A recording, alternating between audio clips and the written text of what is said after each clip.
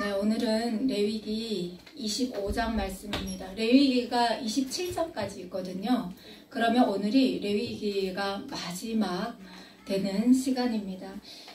레위기를 쭉 통해서 보면 사실 레위기는 오늘날 우리는 예수 그리스도의 그 십자가 은혜로 말미암아 구원에 이르지만, 그렇지만 레위기를 모른다고 하면 사실상 우리는 그리스도인들이 어떻게 살아야 되는지, 우리가 세상의 빛과 소금으로 살아야 된다고 하지만 그것이 과연 어떤 삶인지 레위기를 모른다고 하면 사실 알아보기 좀 힘든 그런 시대이기도 해요. 그래서 레위기를 성경 66권을 통해서, 특별히 레위기를 통해서 그리스도인은 어떤 자세로 이 세상을 이겨나가야 하는지 우리에게 교훈이 되고 또 그 삶의 본이 되는 그런 말씀이 되기를 원합니다.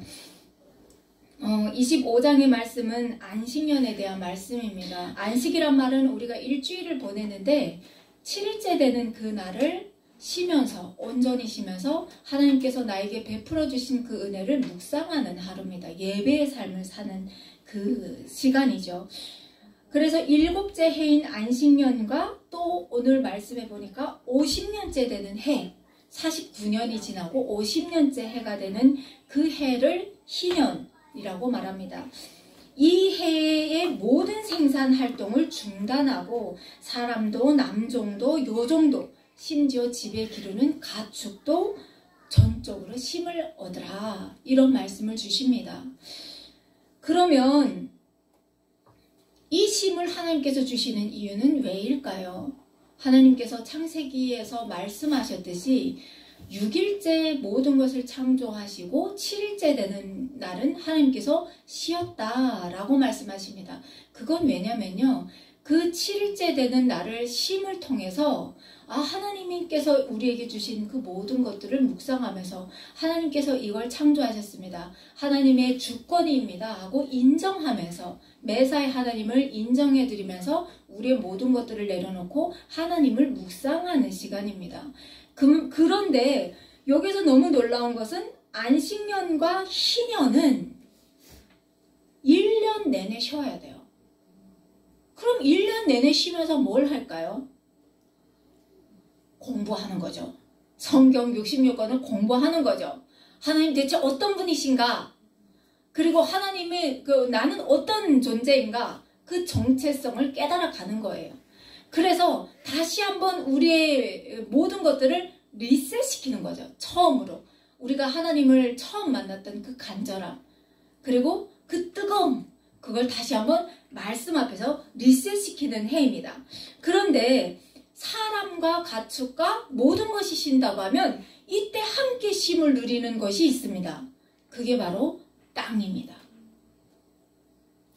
땅 또한 쉼을 갖는데, 이 땅은 해마다 씨앗을 뿌리면서 열매를 내어주는 그런 땅이에요.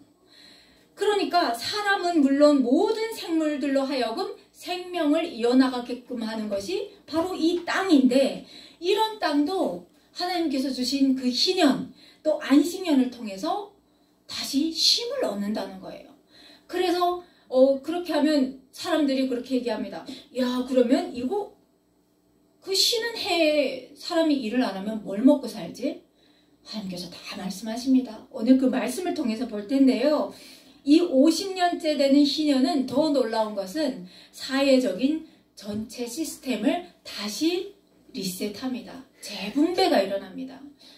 자, 그러면 하나님께서 우리 이렇게 여기 모인 성도님들도 계시는데 각자 달란트가 달라요. 어떤 분은 뛰어난 달란트를 가졌고 어떤 분은 좀 느린 달란트를 가졌어요. 그래서 어떤 분은 머리가 빨리 회전하면서 그 재산이 빨리 불어요. 그런데 어떤 사람은 생각하는 차원이 너무 보수적이고 고전적이어서 굉장히 천천히 돌아가요. 그러면 어떨까요? 조금 늦어요. 그래서 잘 사는 사람과 못 사는 사람이 있어요. 그런데 하나님께서 희년에 재산도 재분배해서 그 사람에게 다시 원천 분배를 다시 하는 거예요. 그럼 잘 사는 사람이나 못 사는 사람이랑 다시 동정하기 시작하는 거예요. 자, 그런데 여기서 잊지 말아야 할 것이 있습니다. 이것이 모든 사람들에게 해당되는 걸까요? 이 율법은 유대인들에게 해당되는 법입니다. 유대인들에게 해당되는 법입니다. 그래서 여러분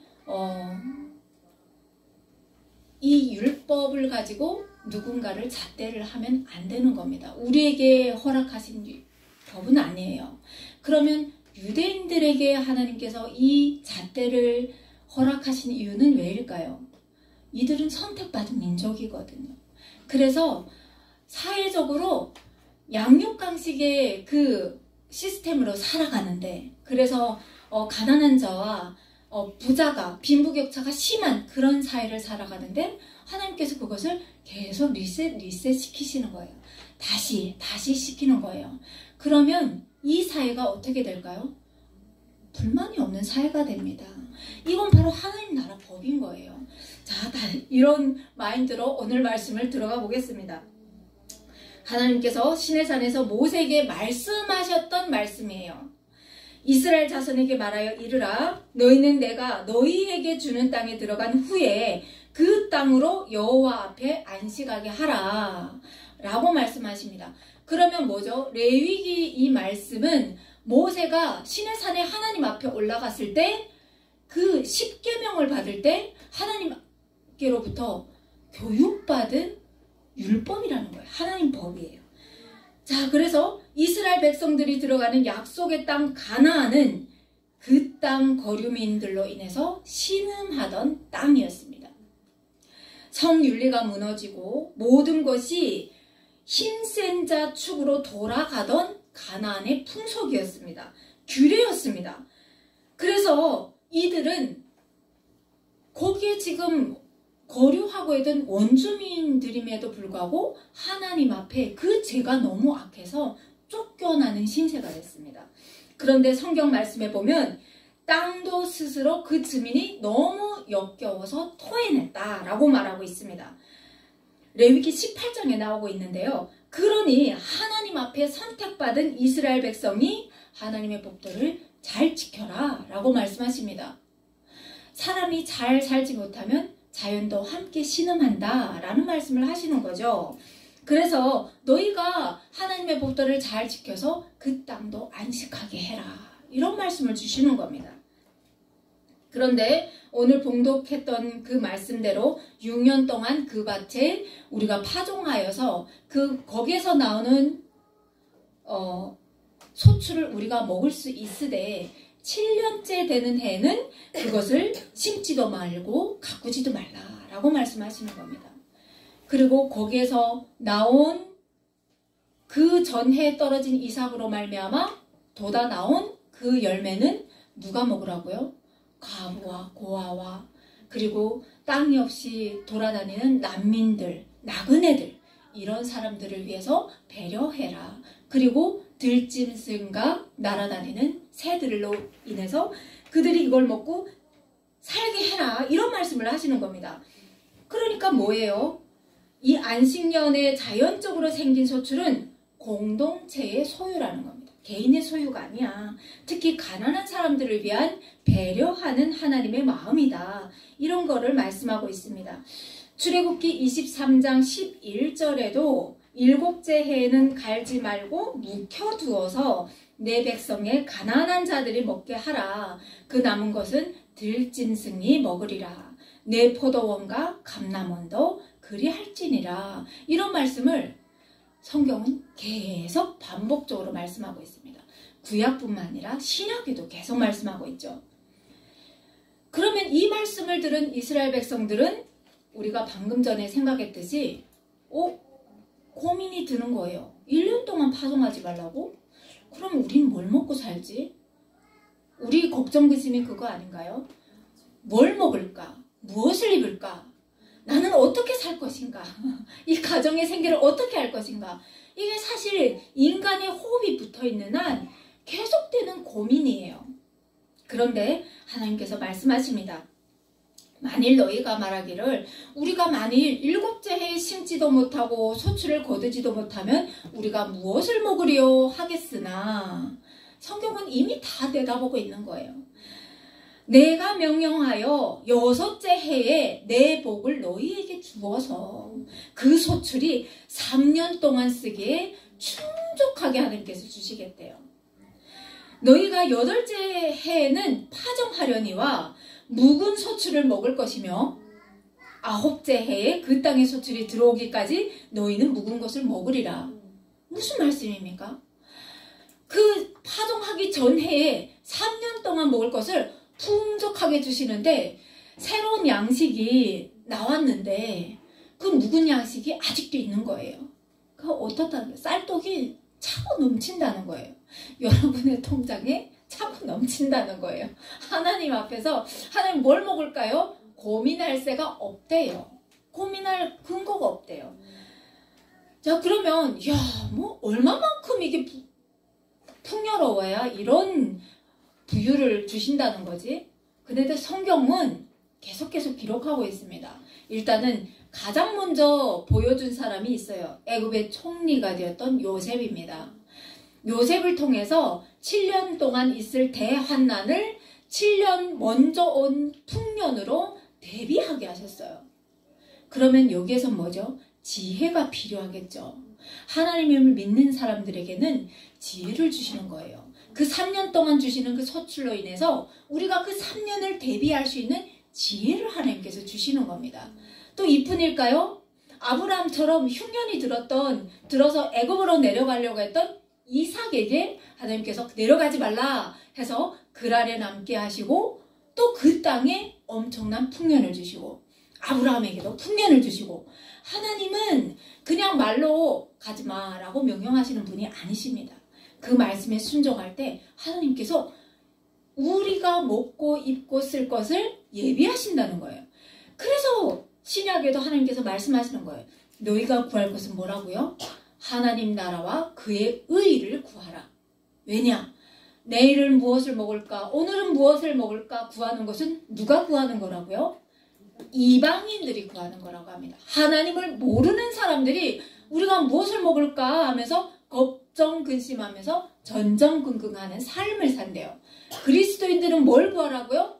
하나님 나라와 그의 의가 하늘에서와 같이 이 땅에도 임하기를 구하는 것이 우리의 본분이라고 합니다.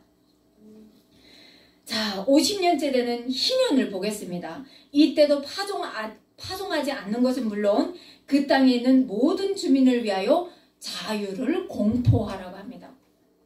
이 해에는 너희에게 희년이니 너희는 각각 자기의 소유지로 돌아가며 각각 자기의 가족에게로 돌아갈지며 라고 말씀하고 있습니다.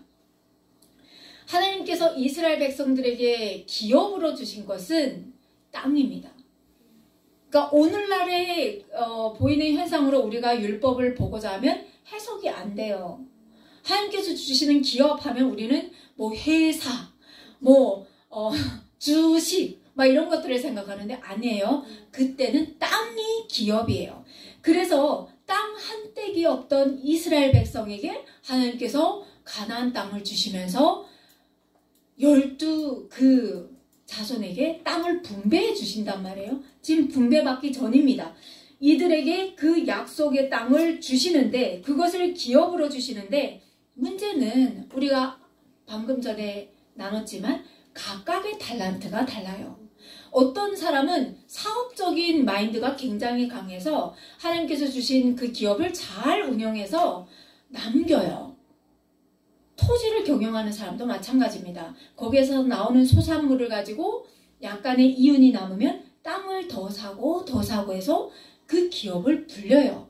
그런데 어떤 사람은 생겨난 그것을 그냥 앉아서 다 두들겨 먹는 사람이 있어요. 그럼 이 사람은 내일 먹을 것이 없어요. 그럼 뭘 할까요? 토지를 팔겠죠. 그 기업을 팔겠죠. 그랬을 때 그 기업을 이방인에게 팔 수 없고 자기의 부족에게 팔아야 됩니다. 그러니까 말하자면 요셉이라고 하면 요셉 지파에게 그 땅을 기업을 팔 수 있어요. 그러면 그 사람은 그 기업을 사서 또 더 많이 이렇게 경영을 하겠죠. 그런데 그렇게 하다가 희년 50년째 되는 해에는 그 땅을 다시 돌려주는 거예요. 돌려주는 거예요. 그러면 뭐죠? 결국에는 내 형제에게 돌려주는 겁니다. 억울한가요? 억울하지 않죠. 내 형제잖아요. 내 형제. 자, 그렇게 돌려줍니다. 그리고 사람도 마찬가지예요. 여기에서 내 형제가 가난하게 되어 빈손으로 내 곁에 있거든. 너는 그를 도와 고류민이나 동거인처럼 너와 함께 생활하게 하되 그에게 이자를 받지 말고. 어려울 때 그 사람이 먹고 살기 위해서 돈이 필요하지 않습니까?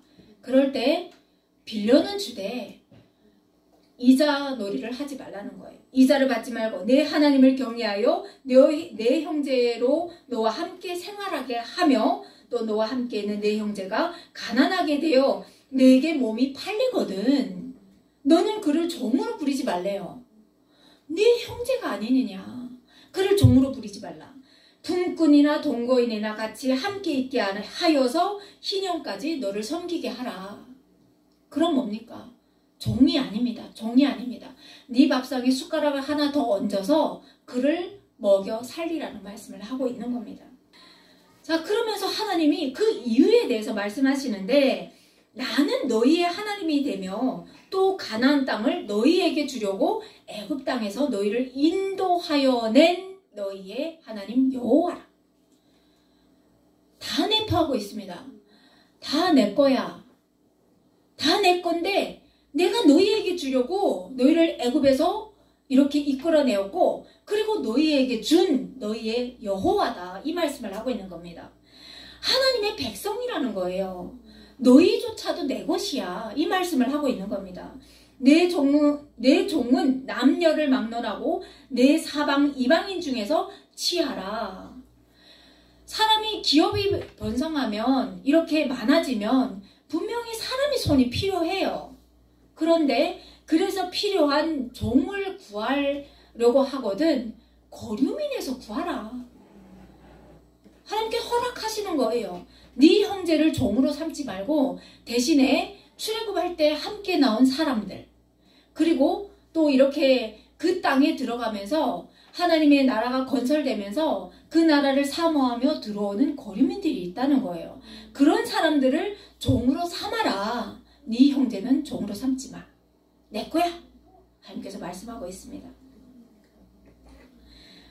이것은 그러니까 이스라엘 백성 중에는 너희가 서로 종으로 취할 수 없다. 하나님의 백성으로 거룩하게 된 사람들이기 때문이다.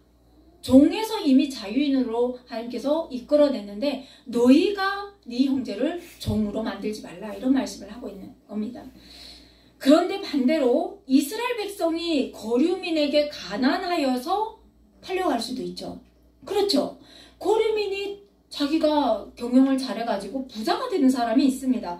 그럴 때 하나님의 백성이 가난하여져서 땅을 팔고 자기들도 종이 되겠다고 팔려갈 수도 있다는 거예요. 그럴 때는 하나님께서 말씀하십니다. 그의 형제 중 한 사람이 돈을 대신 갚아주고 그리고 그 사람이 종이 되지 않게끔 하라는 거예요. 그 사람을 데리고 오라는 거예요. 그 값을 대신 네가 물어라. 이런 말씀을 하십니다. 여러분 너무 좋죠? 이런 법이 세상에 어디 있습니까? 이게 하나님의 법입니다. 그리고 그 값을 다 지불하지 못했다 그러더라도 이 사람이 그 값을 대신 물어주고 이 사람을 자기 형제를 찾아왔어요. 그럼 이 형제는 이 집에서 열심히 그 집의 일원이 돼서 일을 해야 되지 않겠습니까? 먹고 놀라는 말이 아니란 말이에요. 열심히 일을 하는데 그런데 그 값을 다 지불하지 못했어요. 그럴 때는 하나님께서 희년이 되면 그 값 또한 탕감해 주래요. 그래서 그를 자유인으로 만들어 주래요. 이게 하나님의 법입니다. 그러면서 하나님께서 말씀하십니다. 여기서 중요한 말씀. 토지를 영구히 팔지 말 것은 토지는 다 내 것이라. 너희는 거류민이요 동거하는 자로서 나와 함께 있느니라. 내가 너희를 선택하여서 내 것으로 삼았어. 그러지 않았다고 하면 너희도 거류민이야. 그러니까 너의 신분을 잊지 마. 이런 말씀을 하십니다. 뭘까요? 감사하며 살라는 말씀입니다. 잊지 말라는 거죠. 그러면서 창세기 1장 천지 창조의 주인이 누구인지 말씀하고 있는 겁니다. 아담에게 그 선악과 따먹지 마. 그 말씀은 뭘까요? 내가 진짜 왕이야. 내가 너를 대리 통치자로 세웠어.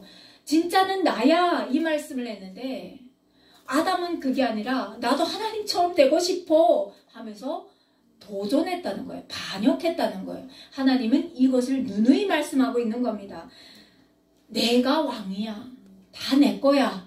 그러니까 너희들은 잊지 마. 이런 말씀을 하는 거죠. 너희는 피조물이야. 이런 말씀을 하고 있는 겁니다. 율법은 이스라엘 백성에게 주신 말씀이지만 십자가 복음은 우리 모두에게 주신 은혜라는 거죠. 은혜라는 거죠. 자, 하나님께서 이스라엘 백성들에게 말씀하십니다.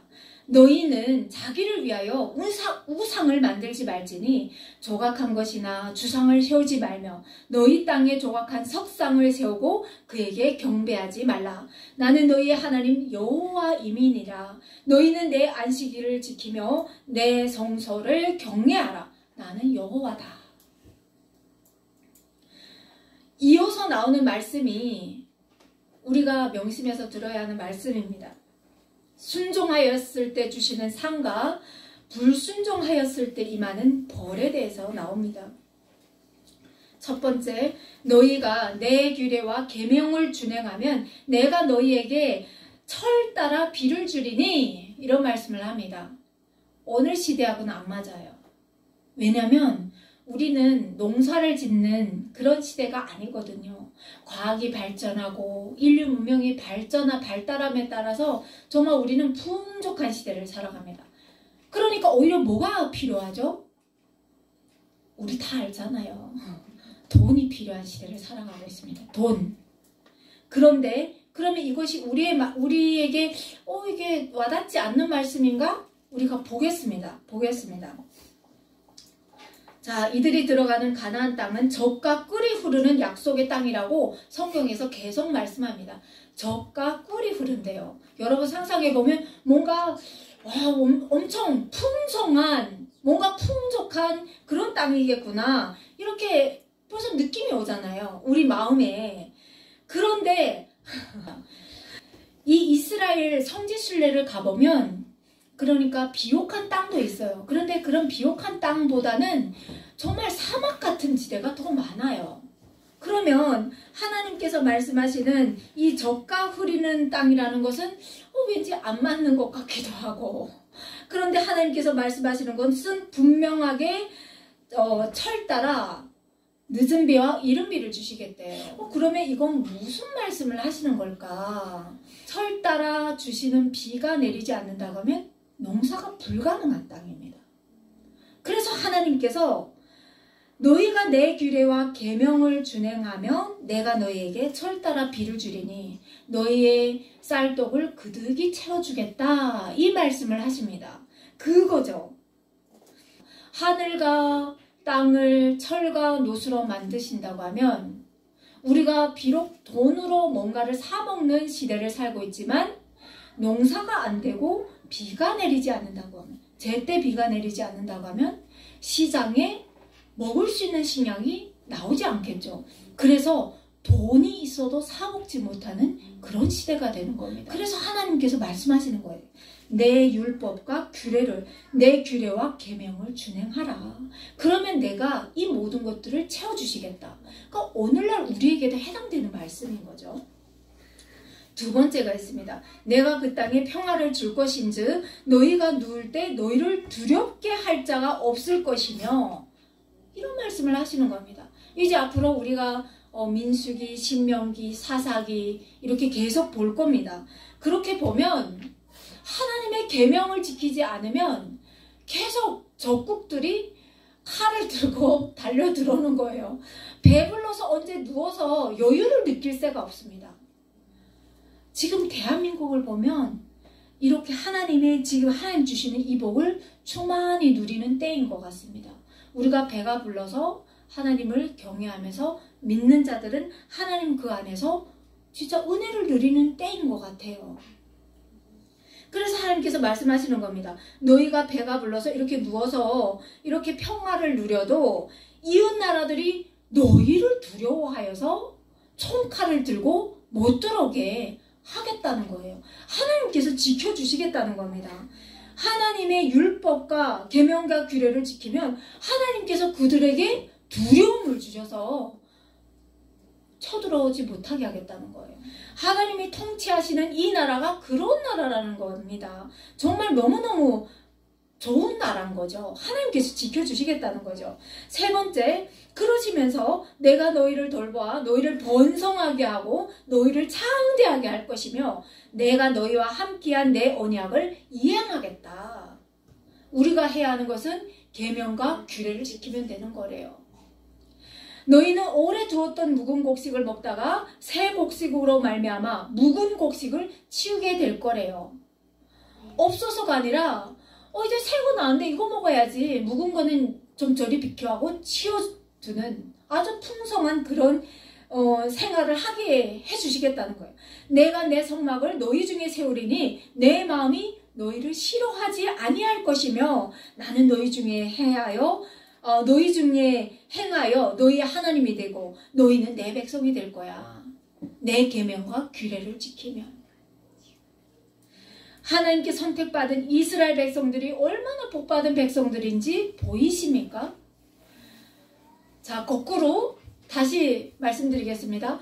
북한에서 선택받아서 이 땅에 와서 남들은 그 돈을 쫓으면서 살아가고 있는데 우리는 무엇을 쫓으면 진짜인지 무엇을 쫓으면 평안이 오는지 말씀을 통해 듣게 하시는 여러분이 얼마나 복된지 보이십니까? 아멘. 단 조건이 붙습니다. 이 조건을 잃어버리면 안 되는 거예요. 내 계명과 규례를 지키면 이것이 조건입니다. 자, 그러면 그 반대는 무엇인지 보겠습니다. 하나님의 말씀을 청종하지 않고 하나님의 법에 순종하지 않고 준행하지 않고 산다면 반대로 생각하시면 됩니다. 그에 상응하는 벌이 기록되어 있는데 26장 16절에서 39절까지 아주 두려운 말씀들이 기록되어 있습니다. 너희가 파종한 것은 헛것이 되리니 너희의 대적이 그것을 먹을 것이며 우리가 수고하는 것이 우리를 위해서 수고하는 것이 아니라 우리를 쳐들어오는 그 적들을 위해서 수고하는 것들이 된다고 합니다. 또 너희를 미워하는 자가 너희를 다스릴 것이라고 말씀하고 있습니다. 성경에 보면 말씀대로 못 사니까 아람에서 쳐들어오고 아수르에서 쳐들어오고 다메섹에서 쳐들어오고 바벨론에서 쳐들어오고 그냥 계속 애굽에서 쳐들어오고 주변의 많은 나라들을 들어서 알아들을 때까지 때리는 겁니다. 이들이 심고 가꾸는 것들을 다 수확해 가는 겁니다. 그들의 말과 양들, 가축들이 그 풀들을 뜯어먹는 겁니다. 곡식들을 풀처럼 뜯어먹는 겁니다. 그러면 어떻게 되겠습니까? 우리는 먹을 것이 없어서 심지어 그 예루살렘 성에 보면 자기 자녀까지 잡아먹는 이런 끔찍한 일들이 일어난다는 거죠. 너희가 그렇게까지 되어도 내게 청종하지 아니하면 너희의 죄로 말미암아 내가 너희를 7배나 더 징벌하겠대요.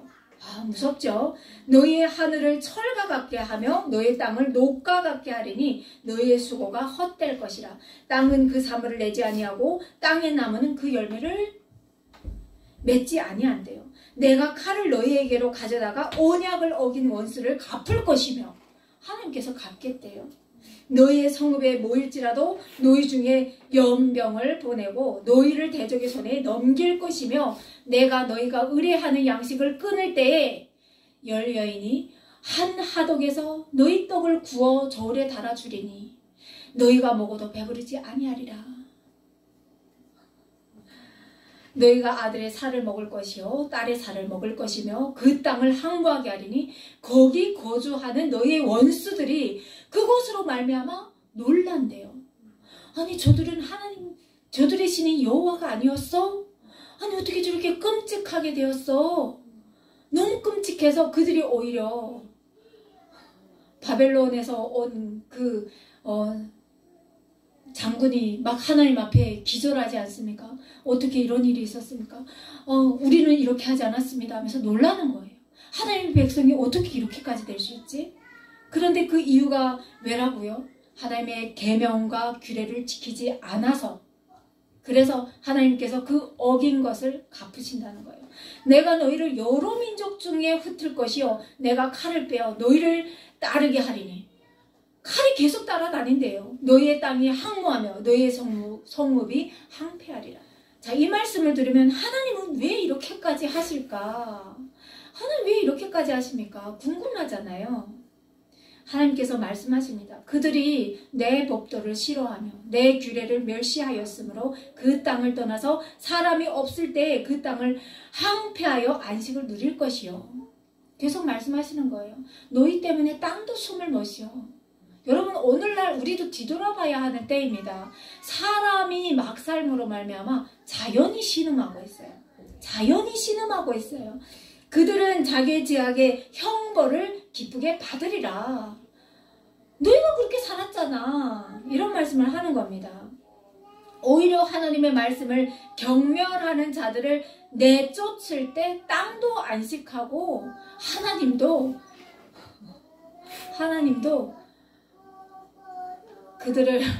그들을 이렇게 돌아설 때까지 하나님께서 교육한다는 겁니다. 사람들의 죄악으로 땅도 신음한다는 말씀이죠. 자, 그러나 하나님께서 또 말씀하십니다. 내가 야곱과 맺은 내 언약과 이삭과 맺은 내 언약을 기억한다. 아브라함과 맺은 내 언약을 기억하고 그 땅을 기억한다. 그러니 그들의 원수들의 땅에 있을 때에 내가 그들을 내버리지 아니하며 미워하지 아니하며 아주 멸하지 아니하고 그들과 맺은 내 언약을 폐하지 아니하리니 나는 여호와 그들의 하나님이 된다. 하나님이다. 이런 말씀을 하십니다. 신앙생활 잘 하는데도 우리의 집안에 이런 고난이 따르죠. 영적인 영안을 열고 하나님 앞에 간구하는 것은 바람직하되 그것에 시험을 갖지 마시고 어려운 일이 생길 때 우리는 어떻게 하면 되냐면요. 감사한 것을 찾아야 돼요. 하나님께서 나에게 주신 그 감사함을 세워보면서 하나님 앞에 감사하는 거예요. 그럴 때 하나님은 어떻게 하시냐면요. 설령 우리가 바르지 않는 길을 간다고 하면 그 길을 알게 하는 지혜를 주세요. 그래서 그 지혜를 주심으로 말미암아 우리가 하나님께 구할 수 있는 것을 구하게끔 하십니다. 그래서 그 어려운 것을 빨리 지나가게 하십니다. 그게 그리스도인의 힘이에요. 자, 그래서 27장의 말씀은 하나님께서 말씀하시는 겁니다. 선한 것은 기쁨으로 감당하되 이런 말씀을 주십니다. 혹여라도 하나님 앞에 선한 것이 있다고 하면 그것은 갚아야 한답니다. 그런데 갚지 못할 경우 5분의 1을 더하여서 갚으라고 말씀하십니다. 그리고 여호와께 온전히 바친 것에 대한 말씀이 기록되어 있는데 어떤 사람이 자기 소유 중에서 오직 여호와께 온전히 바친 모든 것은 사람이든지 가축이든지 기업의 밭이든지 팔지도 못하고 무르지도 못하나니 바친 것은 다 여호와께 지극히 거룩함이며 온전히 바쳐진 그 사람은 다시 무르지 못하나니 반드시 죽일지니라. 또 11조에 대한 말씀도 나오는데요. 그 땅의 10분의 1, 곧 그 땅의 곡식이나 나무의 열매는 그 10분의 1은 여호와의 것이라고 말씀하십니다. 여러분, 오늘 좀 어렵지만 말씀드리겠습니다. 하나님의 은혜로 이 땅에 오셔서 여러분이 하나님 앞에서 그 소산을 지금 받고 있습니다. 그러니까 그것은 하나님의 것이라고 합니다. 말씀하십니다. 10분의 1은 하나님의 것이라고 합니다. 그것이 적든지 많든지 하나님 앞에 드리는 훈련을 하시길 바라고요. 드렸을 때 하나님께서 여러분의 가정에, 여러분의 일터에, 여러분의 만남에 더 큰 것을 채우실 줄 믿습니다. 모든 소나 양의 11조는 목자의 지팡이 아래로 통과하는 것에 10번째 것마다 여호와의 성물이래요. 그러니까 그것은 이렇게 눈이 하나님 앞에 번제로 드리는 것은 흠이 있는 것으로 드릴 수 없지만 이 11조는 무조건 드리는 것이기 때문에 그것에는 흠이 있던지 흠이 없던지 10번째로 가는 것은 다 하나님의 것이라는 거예요. 그러니까 이것은 드리면 좋아요가 아니라 하나님께서 하시는 명령인 거예요. 이것을 실천하는 여러분이 되셨으면 좋겠습니다. 자, 레위기를 정리해 보겠습니다. 레위기가 끝났습니다. 레위기는 오늘날 우리가 어떻게 그리스도인으로 살아가야 하는지 그 본을 보여주시는 말씀입니다. 레위기는 하나님과 언약관계에 들어선 하나님의 백성이 하나님과 어떻게 동거하는 것이 가능한지를 가르쳐 주시는 하나님의 법입니다. 하나님과 함께 살아가기 위해서 개인적으로 제사장들에게 또 그리고 국가적으로 거룩함을 유지해야 하는 하나님의 언약 안에 들어온 백성들에게 필수적인 부분입니다. 그래서 여러분이 올해를 지금 마치고 있잖아요. 2024년을 사실 때 여러분에게 섬김의 그 마음을 주셨다고 하면 여러분이 하나님 앞에서 정말 거룩함으로 구별된 정말 그리스도인으로 함께 섬김의 그런 한 해가 되기를 원합니다.